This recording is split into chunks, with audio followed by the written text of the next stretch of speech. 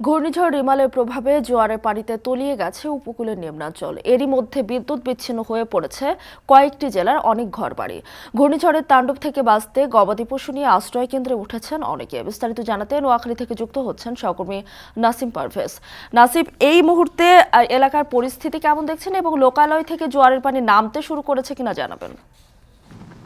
স্বাস্থ্য এবং স্বাদের মধ্যে চমৎকার একটা ব্যালেন্স করে পীর প্রিমিয়াম আয়োডাইজড লবণ।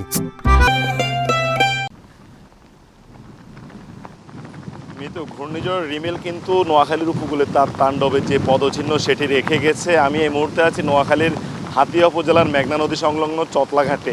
এখানে এই সময় সাধারণত ভাটার কথা থাকলেও এখন কিন্তু এই মেঘনার পানির উচ্চতা স্বাভাবিক সময় থেকে প্রায় 8 থেকে 10 ফুটের মতো বেশি রয়েছে বলে স্থানীয় যারা রয়েছেন তারা আমাদেরকে জানিয়েছেন। তো গতকাল রাতভরই আমরা এই উপকূলের কিন্তু বিভিন্ন এলাকায় ঘুরে দেখেছি, কথা বলেছি। এখানের উপকূলে যে যারা স্থায়ী বাসিন্দা রয়েছেন তাদের সাথে শুনেছি আসলে তাদের অসহায় অনেকটা আর্তনাদের কথা। তারা রাতভরে কিন্তু অনেকটা আতঙ্কে ছিলেন।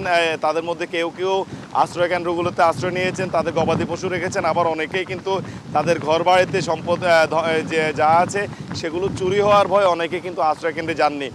তো সব মিলিয়ে আসলে রাতভর প্রশাসনের এবং স্থানীয় যে রেড ক্রিসেন্ট ও সিপিবি স্বেচ্ছাসেবক তারা কিন্তু মাঠে ছিল। এছাড়া ফায়ার সার্ভিসের কর্মী যারা ছিল তারাও কিন্তু মাঠে ছিল। আমরা আজ সকালে কথা বলে জানতে পেরেছি গতকাল রাতভর কিন্তু নোয়াখালীর উপকূলীয় যে 5টি উপজেলা, এই 5টি উপজেলার বেশ কিছু জায়গায় কিছু কাঁচা ঘর বাড়ি যেগুলো ভেঙে পড়ার ঘটনা ঘটেছে। এছাড়া গতকাল দুপুরে কিন্তু জোয়ারের পানিতে হাতিয়া উপজেলার যে 7টি ইউনিয়ন সেগুলো কিন্তু গতকাল দুপুরের মধ্যেই প্লাবিত হয়েছে। তারপর কিন্তু আজ সকাল থেকেই অতিরিক্ত পানির কারণে কিন্তু আরও একটি ইউনিয়নেও নিম্নাঞ্চল প্লাবিত হওয়ার খবর আমরা কিছুক্ষণ আগে পেয়েছি। আর নিজুমদ্বীপ ইউনিয়নের 30,000 মানুষ যারা কিন্তু এখনোই পানিবন্দী রয়েছেন, তাদের চারপাশে আসলে অতই পানি, তাদের ঘর থেকে বের হওয়ার কিন্তু আসলে কোনো সুযোগ নেই। তো প্রশাসনের পক্ষ থেকে নিজুমদ্বীপ ইউনিয়নের যে সাধারণ বাসিন্দা রয়েছেন তাদেরকে কিন্তু অনেককে আশ্রয়কেন্দ্রে নেওয়া হয়েছে, আবার অনেককে তাদের বাসা বাড়িতে তাদের জন্য খাবার থেকে শুরু করে অন্যান্য সুযোগ সুবিধা দিয়ে পাঠানো হয়েছে।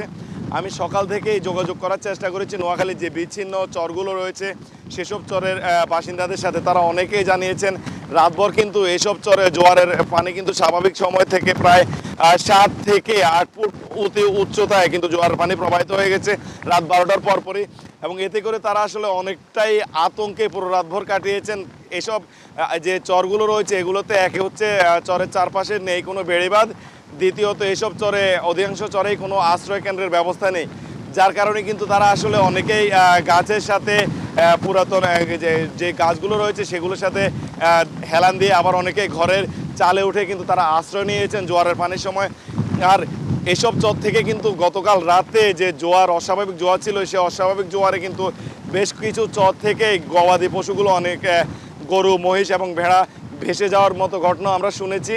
তো আমরা সকাল থেকে আসলে নোয়াখালীর যে ত্রাণ ও দুর্যোগ ব্যবস্থাপনা কমিটি রয়েছে এই কমিটির বেশ কয়েকজন সদস্যদের সাথে যোগাযোগ করেছি। তারা বলেছেন যে রাতভর কিন্তু তারা সার্বিক যে পরিস্থিতি সেটি নজরদারি রেখেছে, তবে এখন পর্যন্ত মোট ক্ষয়ক্ষতি কী পরিমাণ হয়েছে সেটি কিন্তু তারা এখনও আমাদেরকে সঠিকভাবে কোনো জানাতে পারেনি। তারা বলছেন তারা আসলে তথ্য সংগ্রহ করছেন।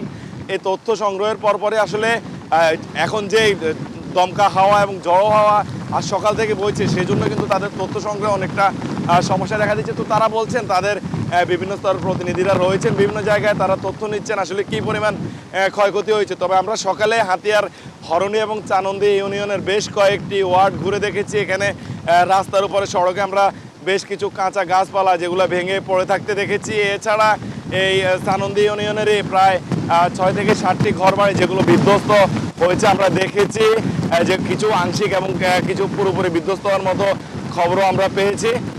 তো সব মিলিয়ে আসলে নোয়াখালীর যে উপকূল আপনি আমার মাধ্যমে দেখতে পাচ্ছেন, আসলে এখানে এখনও বাতাসের গতিবেগ কিন্তু প্রায় আবহাওয়া অফিসের তথ্য মতো 110 থেকে 120 কিলোমিটার মতো কিন্তু বাতাসের গতিবেগ রয়েছে, এবং বাতাসের এই অস্বাভাবিক গতিবেগের কারণে স্থানীয়দের মধ্যে কিন্তু আতঙ্কটা কিন্তু এখনও কাটেনি।